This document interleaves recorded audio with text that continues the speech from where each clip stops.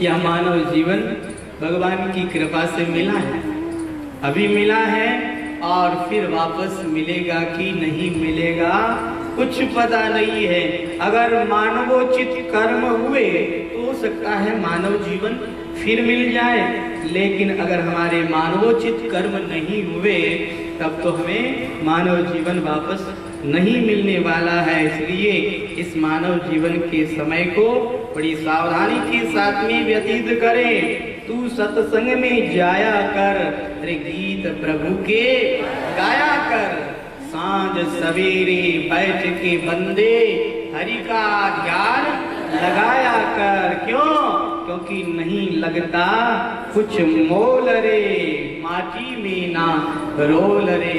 अब तो मिला है फिर न मिलेगा, कभी नहीं कभी नहीं कभी नहीं रे। अरे क्यों झूठा अभिमान करता है, क्यों व्यर्थ का अभिमान करता है? क्योंकि तू क्या है? अरे तू बुलबुला है पानी का, मत कर जोर जवानी का। नेक कमाई कर ले रे बंदे, पता नहीं जिंदगानी का, इस जिंदगानी का कुछ पता नहीं है, कोई जरूरी नहीं है। बूढ़े होंगे, शरीर में झुर्रियां पड़ जाएगी, लकड़ी हाथ में लेकर के चलेंगे और दांत गिर जाएंगे, आंखों से दिखना बंद हो जाएगा, कानों से सुनना बंद हो जाएगा, तभी जाकर के हमारी मृत्यु होगी। कोई जरूरी नहीं है। बूढ़े भी चले जाते हैं तो जवान भी चले जाते हैं। अरे जवान की तो चले क्या, बालक भी चले जाते हैं। दुनिया के अंदर जो आया है वह कभी भी जा सकता है, किसी समय में भी जा सकता है। इसलिए मीठा सबसो बोल रे, ये कड़वा बोलना बंद करो, सबके साथ में मीठी वाणी बोलो, मीठा बोल बोलो। ये संसार या तो मतलब का संसार है, लेकिन हमें इसका एतबार नहीं है। हमें तो संभल संभल करके इस संसार के अंदर कदम रखना है, क्योंकि जहाँ हम कदम रख रहे हैं वहाँ फूल नहीं, वहाँ अंगार है। मन की आंखें खोल रे, माटी में ना रोल रे। अब तो मिला है फिर न मिलेगा, कभी नहीं कभी नहीं कभी नहीं रे। अरे श्री सतगुरु सिर मोर है, ज्ञान का भंडार है। श्री सतगुरु की शरण में आए हैं, भागवत रूपी ग्रंथ की शरण में आ गए हैं। अब तो यहाँ ज्ञान का भंडार खुल गया है। अरे जो कोई इनकी शरण में आता है उसका तो बेड़ा पार ही हो जाता है। ज्ञान है अनमोल रे, यह ज्ञान, यह अनमोल ज्ञान है। इसलिए इस ज्ञान को धारण करें और मानवोचित कर्म ही करें। श्री ऋषभ देव भगवान अपने पुत्रों को उपदेश करते हुए कहते हैं, महत् सेवां द्वार माहुर्विमुक्ते तमोद्वारम योषितां संगी संगम। इस संसार के अंदर महत् पुरुषों का ही संग करना चाहिए। कहा महत् पुरुष कौन होते हैं? कहा महत् पुरुष यानी महापुरुष, जो महान हैं, जो अपने कर्मों से महान हैं, ऐसे महापुरुषों का संग करना चाहिए। ऐसे महापुरुषों का जो संग है वो सीधे मुक्ति का दरवाजा माना गया है। महत् सेवाम द्वार माहु विमुक्ते है, लेकिन योषिताम संगी संगम तमोद्वारम। तमोद्वार क्या है? नरक का दरवाजा क्या है? कहा संसारी पुरुषों का संग करना और उनके साथ रहना, यह नरक का दरवाजा है। इसीलिए किसी ने कहा है कि संत संग अपवर्ग कर, कामी भव कर पंत। गोस्वामी तुलसीदास जी महाराज ने कहा संतों का संग अपवर्ग को देने वाला है और कामी पुरुषों का संग नरक को देने वाला है। अपवर्ग किसे कहते हैं? कहा जहाँ पवर्ग नहीं होता उसे अपवर्ग कहते हैं।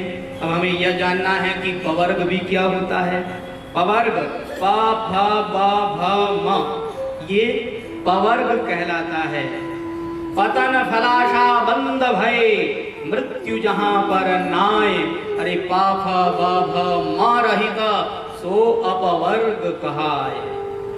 जहां पर पा यानी पतन नहीं होता, फा यानी जहां फलासा नहीं रहती, पतन फलासा बंध भय, और जहां पर किसी तरह का कोई बंधन नहीं रहता, जहां पर भय नहीं रहता और जहां पर मृत्यु नहीं होती, उसे अपवर्ग कहते हैं। संतों की कृपा से ऐसे अपवर्ग की प्राप्ति हो जाती है। इसलिए संग करना है तो संतों का ही करना चाहिए। और इस संसार के अंदर जितने भी संबंध हैं, सबके सब संबंध एक दूसरे को कुमार्ग से हटा करके सन्मार्ग की ओर लगाने के लिए हैं। एक दूसरे में आसक्त होने के लिए कोई भी संबंध नहीं है, चाहे माता का संबंध हो, चाहे पिता का संबंध हो, चाहे स्त्री का संबंध हो, चाहे पति का संबंध हो, जो भी संबंध है सबके सब संबंध एक दूसरे को कुमार्ग से हटा करके सन्मार्ग की ओर लगाने के लिए है।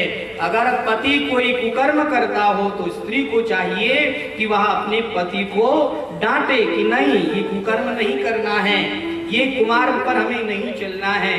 अगर कोई पुत्र कुकर्म करे तो पिता का कर्तव्य बनता है कि वह अपने पुत्र को डांटे, नहीं, हमें ये कुकर्म नहीं करना है, हमें कुमार्ग पर नहीं चलना है। जितने भी रिश्ते हैं सब के सब रिश्ते एक दूसरे को कुमार्ग से हटाने के लिए हैं, एक दूसरे को कुमार्ग में लगाने के लिए नहीं है। लेकिन क्या बताएं, इस दुनिया के अंदर तो यही हो रहा है, एक दूसरे को लोग कुमार्ग की ओर लगाते ही जा रहे हैं, लगाते ही जा रहे हैं, सन्मार्ग की ओर तो कोई नहीं लगाता। जबकि संबंध इसीलिए है कि हम सन्मार्ग में लगाएं, कुमार्ग से हटाएं।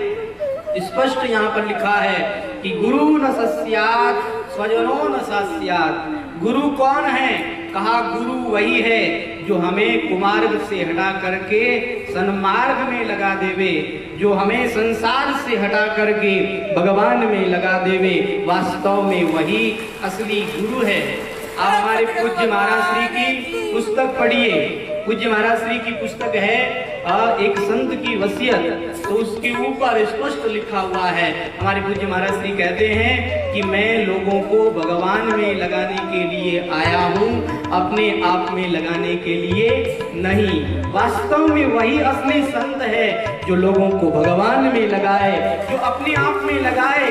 ऐसे काल नेमी तो इस दुनिया में बहुत हैं। हमारे पूज्य महाराज श्री कहते थे कि किसी ने भूल से गुरु बना लिया और वो गुरु तो कहे कि बस तुम केवल मेरी ही पूजा करो, मेरे ही नाम का सुमिरन करो, भगवान से दूर करा दे और कहे कि तुम तो हमारी ही पूजा करो, तो ऐसे गुरु को कालनेमी कहना चाहिए। और ऐसे कालनेमी को क्या प्रसाद मिलना चाहिए?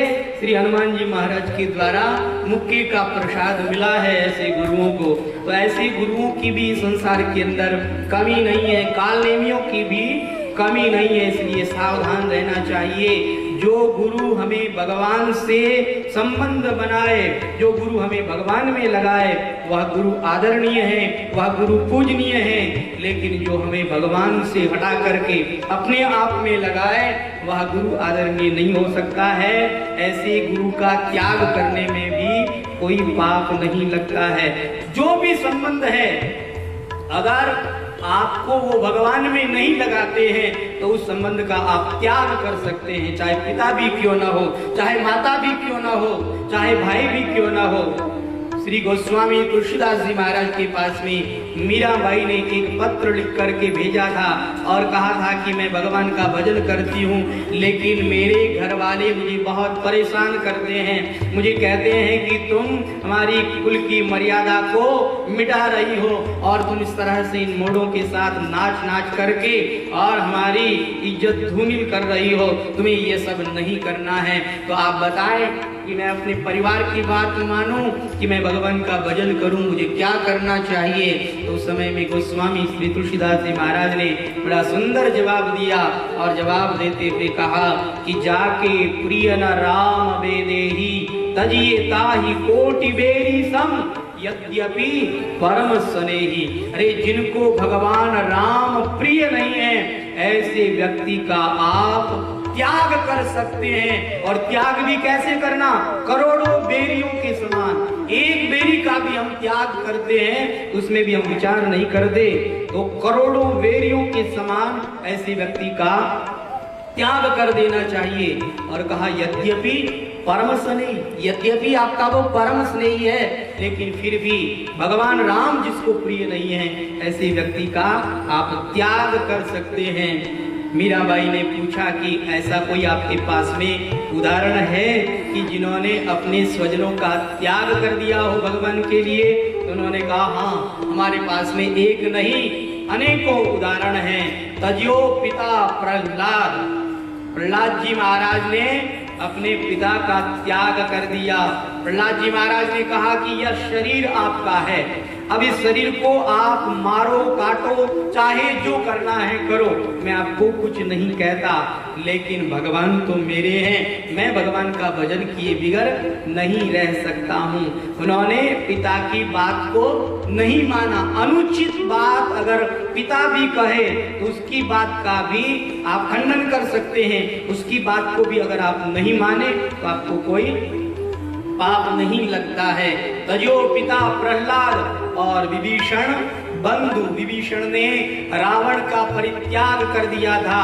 रावण ने कहा कि विभीषण तुम राम नाम लेना बंद कर दो, तो विभीषण जी ने कहा नहीं, मैं राम नाम लेना बंद नहीं कर सकता, आपको त्याग सकता हूँ, लेकिन राम नाम का स्मरण करना मैं बंद नहीं कर सकता। विभीषण ने रावण को छोड़ा और श्री राम जी की शरण में आ गए, श्री राम जी की शरण ग्रहण कर ली। तजो पिता प्रहलाद, विभीषण बंधु और भरत महतारी। श्री भरत जी महाराज ने तो एकई माँ को माँ कहना ही छोड़ दिया था। भरत जी महाराज ने कहा कि तू कैसी माँ है, तूने मेरे राम भैया को वन में भेज दिया और तू कहती है कि मैं तुझे माँ कहूँ? नहीं, मैं तुझे माँ नहीं कह सकता। जिसने मेरे राम जी को मेरे से दूर कर दिया, मैं उसे माँ नहीं, मैं उसे महारानी कहूंगा। भरत जी महाराज ने माँ कहना ही छोड़ दिया था। तो तजो पिता प्रहलाद, विभीषण बंधु, भरत महतारी और गोपियों ने तो अपने पतियों का ही त्याग कर दिया था। इस तरह से आपको ऐसे कई उदाहरण मिल जाएंगे जिन्होंने भगवत प्राप्ति के मार्ग में बाधा पहुंचाई, तो उन्होंने त्याग कर दिया और उनको कोई पाप नहीं लगा। तो जितने भी इस संसार के संबंध हैं, सब के सब संबंध एक दूसरे को भगवान में लगाने के लिए हैं, एक दूसरे को कुमार्ग से हटा करके सन्मार्ग में लगाने के लिए हैं। इस तरह से श्री ऋषभ देव भगवान ने अपने पुत्रों को ऐसा सुंदर दिव्य उपदेश किया। और अब हमारे ऋषभ देव भगवान ने क्या देखा कि मेरा बड़ा भाई, बड़ा पुत्र भरत बड़ा हो चुका है, राजगद्दी के योग्य हो चुका है, इसलिए उन्होंने बड़े पुत्र भरत को राजगद्दी पर बिठा दिया और स्वयं भगवत भजन करने के लिए जंगल में चले आए हैं। और यहाँ जंगल में आकर के श्री ऋषभ देव भगवान इस तरह से भगवान का भजन करने लगे हैं कि इनकी अवधूत वृत्ति हो गई है। धीरे धीरे इन्होंने सोचाचार छोड़ दिया है और स्नान करना बंद कर दिया है। एक जगह पड़े रहते हैं और एक जगह पड़े पड़े ही भगवान का भजन करते रहते हैं। वहीं कुछ मिल जाए तो खा लेते हैं, नहीं मिले तो उसकी कोई परवाह नहीं, और वहीं पर वो विष्ठा करते रहते हैं, वहीं पर मलमूत्र का वो त्याग करते रहते हैं, कहीं पर नहीं जाते, एक ही जगह पर सब कुछ कर रहे हैं। अब देखिए, ये कोई आलसी नहीं है, इनकी वृत्ति ऐसी हो गई है, अजगर वृत्ति धारण कर ली है इन्होंने, अवधूत वृत्ति धारण कर ली है। अपने आप इनकी ऐसी अवस्था हो गई है। ऐसी अवस्था करने से नहीं होती है, ऐसी अवस्था अपने आप प्राप्त होती है, परमहंस गति होती है, अवधूत वृत्ति होती है। अपने आप इन्होंने ऐसी वृत्ति धारण कर ली है और इस तरह से ये रहने लगे हैं। देखिए, कई कई लोग परमहंस अवधूत संतों का अनुकरण करते हैं। देखिए जो परमहंस अवधूत संत होते हैं उनका अनुकरण नहीं करना चाहिए। वो तो एक स्थिति होती है, ये अपने आप प्राप्त होती है, अनुकरण करने से प्राप्त नहीं होती है। और अनुकरण करेंगे तो अपराध लगता है, क्योंकि उनकी स्थिति है और आप कर रहे हैं, तो होना और करना दोनों में बड़ा रात दिन का अंतर होता है। तो वो स्थिति अनुकरणीय नहीं होती, वो स्थिति श्रवणीय होती है, अनुकरण नहीं करना चाहिए। एक उदाहरण से आपको बताएं, एक अवधूत संत थे जिनका अनुकरण एक व्यक्ति करने लगा। अब वो परमहंस थे, दिगंबर रहते थे और एक जगह पर ही खाते पीते वहीं पर रहते थे। तो एक व्यक्ति ने उनका भी अनुकरण किया, वह भी उन्हीं की तरह परमहंस हो गया, जंगल में रहने लगा। और लोगों ने जब देखा तो लोगों ने कहा वाह वाह, ये भी बहुत अच्छे उच्च कोटि के महापुरुष हैं। अब तो लोगों की वहां पर भीड़ लगने लगी, खूब लोगों ने आदर किया, सम्मान किया। लोग आते अपने हाथों से उनको खिलाते और वो सबके हाथों से खाते, किसी की गोद में जाकर के बैठ जाते और कभी हंसने लग जाते, कभी रोने लग जाते, कभी किसी की गोद में बैठे बैठे ही मलमूत्र का त्याग कर देते। इस तरह से उन्होंने अनुकरण किया, उनकी ऐसी स्थिति थी नहीं। एक किसी रानी को पता लगा कि यहाँ पर बड़े अच्छे उच्च कोटि के महापुरुष है, तो रानी भी वहां पर आई। रानी जैसे ही आई तो वो महापुरुष आकर के रानी की गोद में बैठ गए। अब रानी ने कहा महापुरुष हैं, महापुरुषों की गति होती है, कोई बात नहीं, रानी को कोई फर्क नहीं पड़ा। रानी ने अपने साथ में लाए हुए लड्डू उनको खिलाने चालू कर दिए।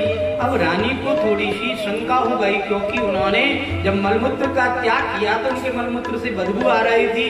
तो रानी को शंका हो गई कि ये परमहंस है नहीं, ये अवधूत है नहीं, अवधूत होने का ये नाटक कर रहे हैं। तो रानी ने उनको जो लड्डू दिए वो लड्डू नीचे मिट्टी में भर करके और फिर उनके मुंह में दिए, तो वो तो मना करने लगे।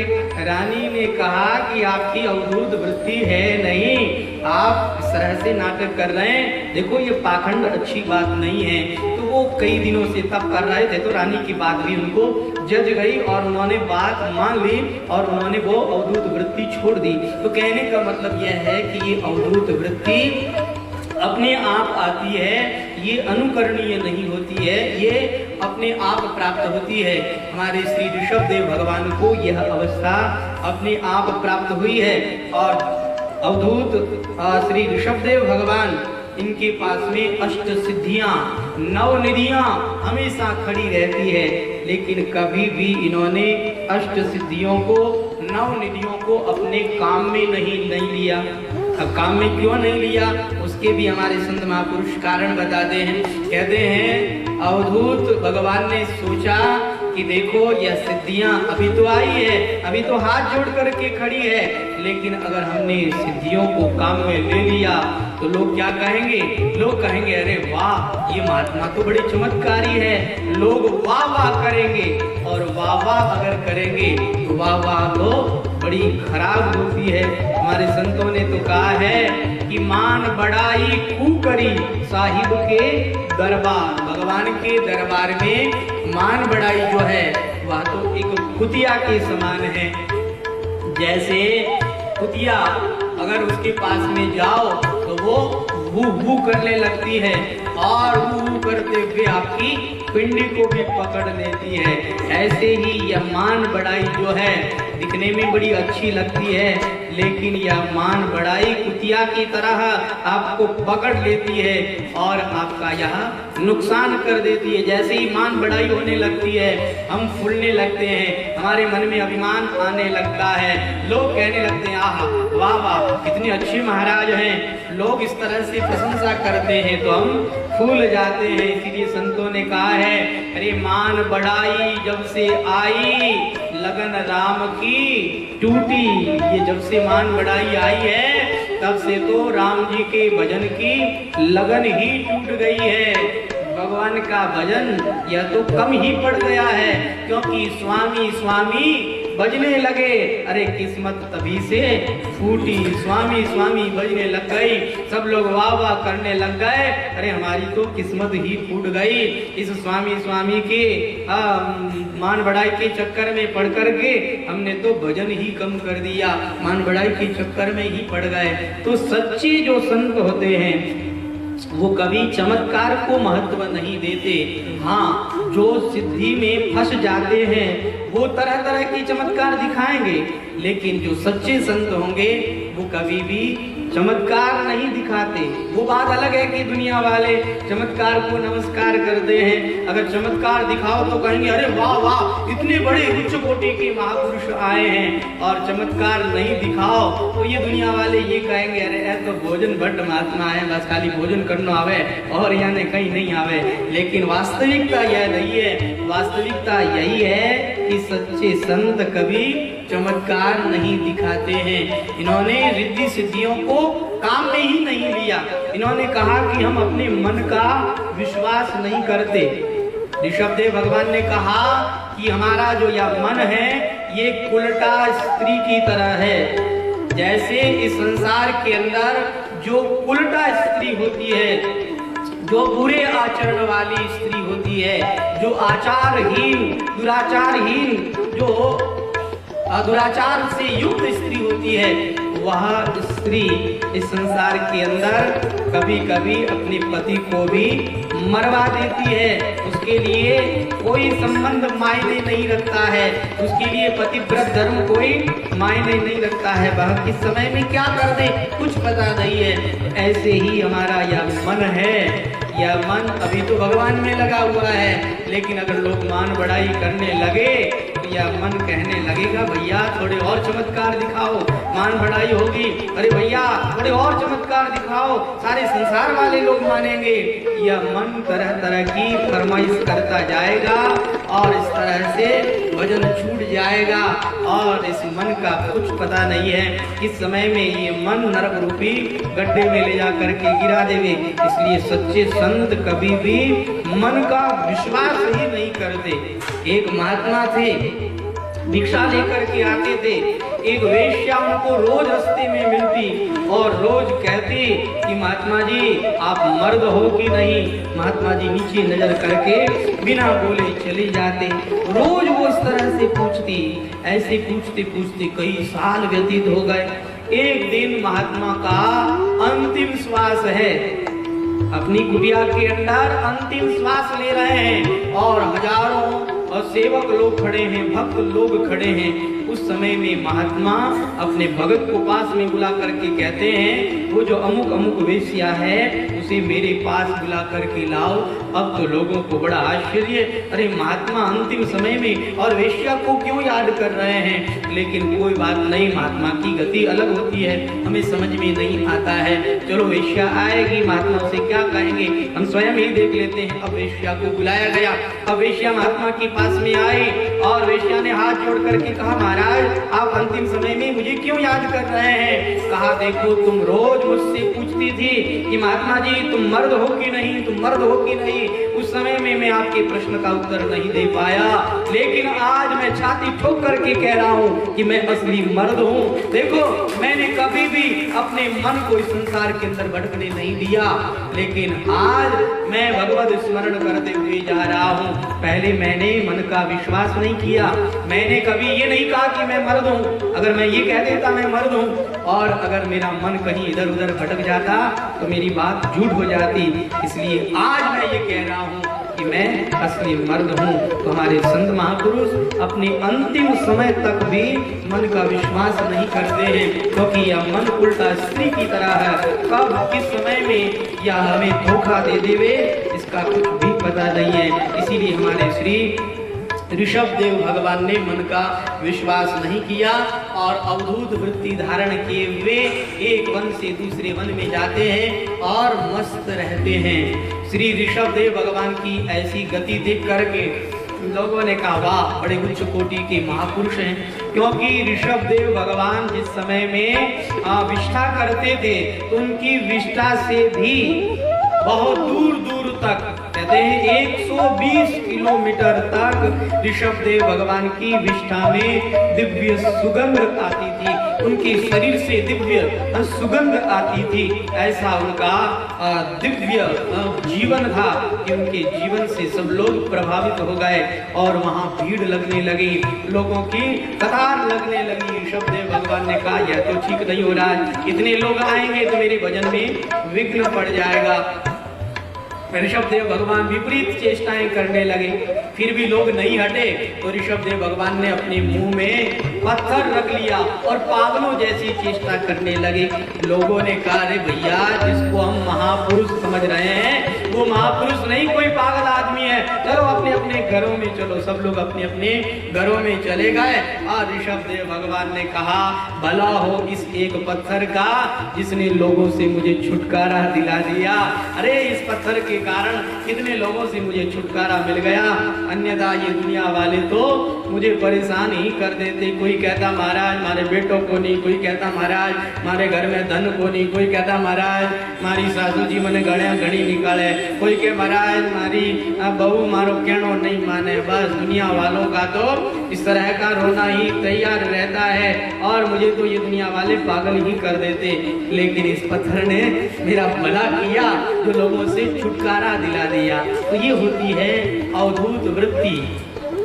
श्री ऋषभदेव भगवान अवधूत वृत्ति में हैं और श्री ऋषभदेव भगवान इस तरह से जंगल में घूम रहे थे, जंगल में आग लगी और जंगल में आग लगने से ऋषभदेव भगवान का शरीर भी जल करके राख हो गया।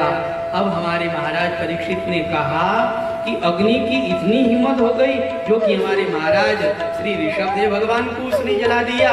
कहा देखो ऋषभदेव भगवान की इच्छा से ही हुआ है, बिना ऋषभदेव भगवान की इच्छा के अग्नि उनको छू भी नहीं सकती थी, उनकी इच्छा थी, इसलिए अग्नि ने उनको छुआ और उनका शरीर जल करके राख हो गया। श्री भागवतकार कहते हैं कि ये जो ऋषभदेव भगवान हुए जिन्होंने परमहंस वृत्ति को धारण किया, तो इन ऋषभदेव भगवान के चरित्र को आगे चल करके एक राजा सुनेगा, अरहत नाम का एक राजा होगा और वह राजा इनकी वृत्ति को सुनेगा और वह भी उन्हीं की तरह करने लग जाएगा। अर्थात उसकी ऐसी अवस्था नहीं होगी, परंतु ऋषभदेव भगवान ने जैसे किया वैसे ही वह पाखंड करने लग जाएगा और एक नया ही पंथ बना देगा, जिस पंथ के अंदर लोग स्नान नहीं करेंगे, आचमन नहीं करेंगे, कुल्ला नहीं करेंगे, अशुद्ध रहेंगे और ये केस नुचवाएंगे, आदि आदि कई अवैदिक कर्म करेंगे, वैदिक धर्म का त्याग करेंगे और पाखंड पूर्ण धर्म का आश्रय लेंगे और ब्राह्मणों की निंदा करेंगे, भगवान की निंदा करेंगे। इस तरह से एक अलग ही पंथ चल जाएगा। अब स्नान नहीं करना, इससे कौन सी अहिंसा का पालन होता है? स्नान नहीं करेंगे तो गंदगी और बढ़ेगी और ज्यादा जंतु प्रकट होंगे, जिसके द्वारा तो हिंसा होगी। लेकिन कहेंगे कि नहीं, अहिंसा परमो धर्म, हम तो अहिंसा का पालन करते हैं। लेकिन अहिंसा होती क्या है, इस बात को समझा है क्या? अहिंसा की परिभाषा क्या होती है, इस बात को समझा है क्या? बस अपनी मनमानी ढंग से अहिंसा की परिभाषा ही बदल देंगे और पाखंड पूर्ण धर्म का आश्रय लेकर के इस तरह से दुनिया के अंदर पाखंड फैलाएंगे। तो ऋषभदेव भगवान, उनकी तो अवधूत वृत्ति थी, लेकिन लोग इनका अनुकरण करके और आगे पाखंड फैलाएंगे। तो ऋषभदेव भगवान के चरित्र के साथ में आज के इस कथा सत्र को हम लोग यहाँ विराम देते हैं।